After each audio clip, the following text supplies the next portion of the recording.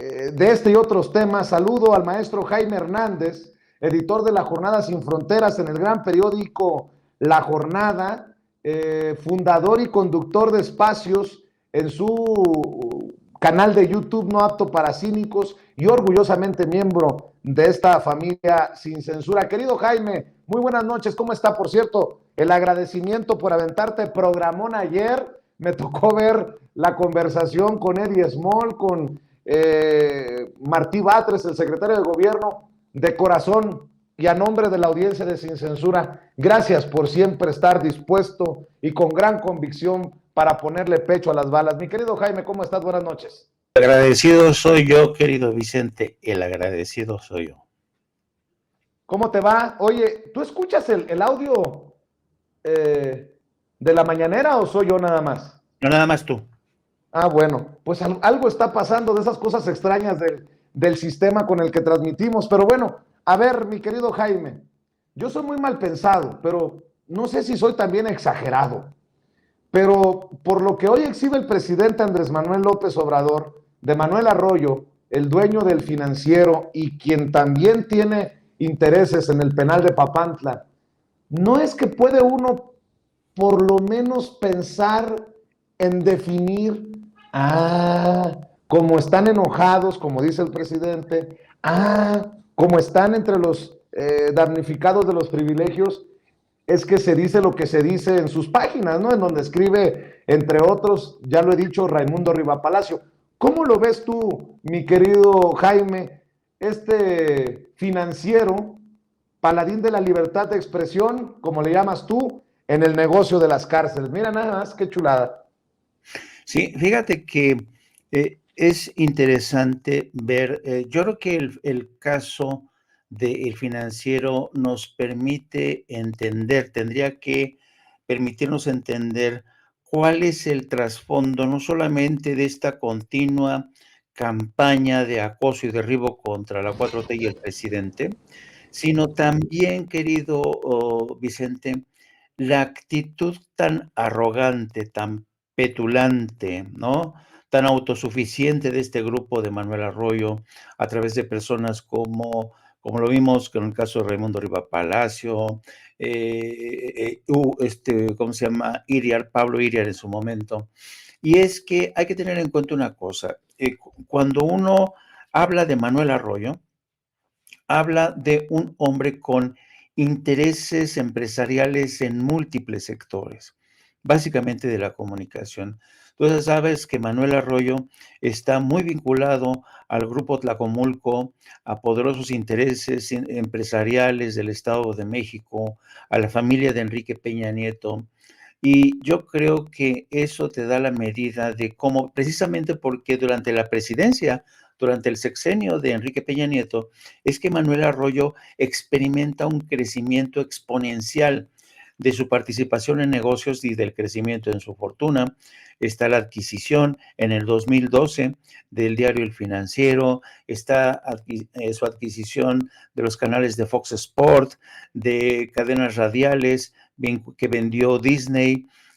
También está vinculado sobre todo a negocios porque ha ido diversificándose y se diversificó también en sistemas de cámaras de video y de seguridad en sociedad con algunas de las empresas de Genaro García Luna y también, por ejemplo, fue clave, obtuvo negocios sin licitación o a través de licitaciones extrañas en el Senado de la República para la instalación también de cámaras.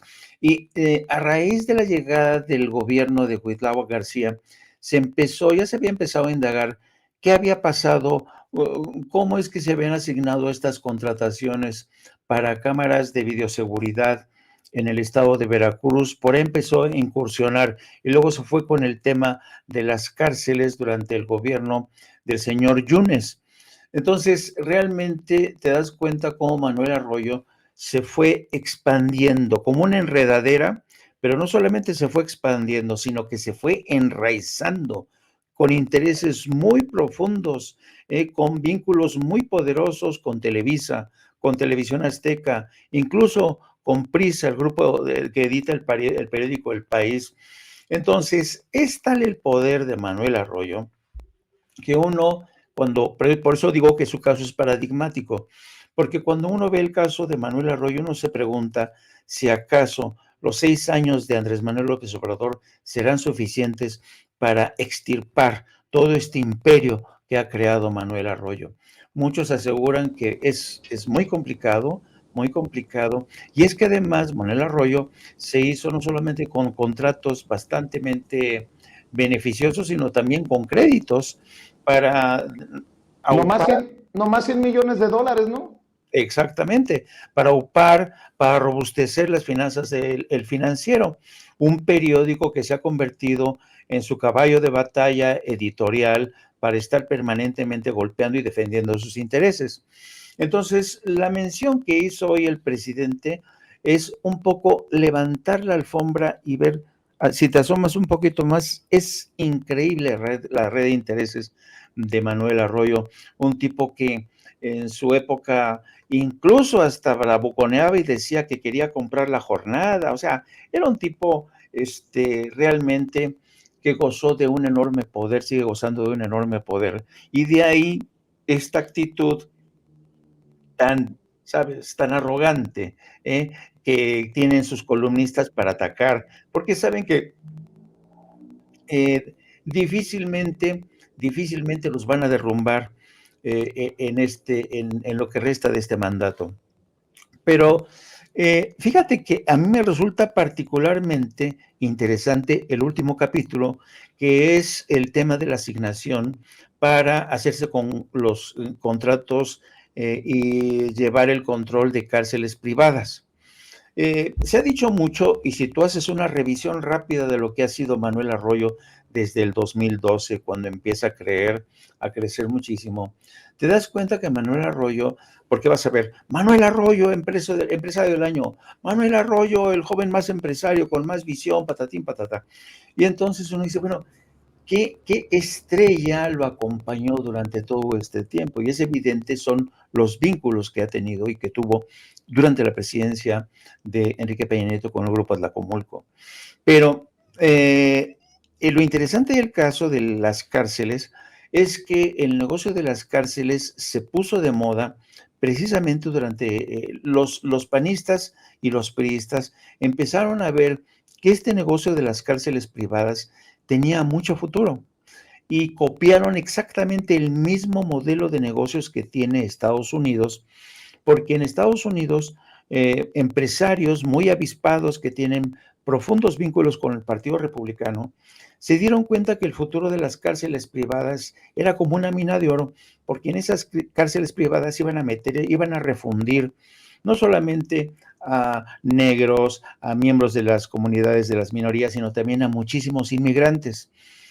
Cada una de estas cárceles a la que ingresan decenas, cientos de migrantes, cobran una barbaridad por día y son unos contratos multimillonarios. Entonces, tanto Bueno, periodistas. dice el presidente que ni estando hospedado en un hotel 5 estrellas se pagaría tanto de ese Exacto. tamaño.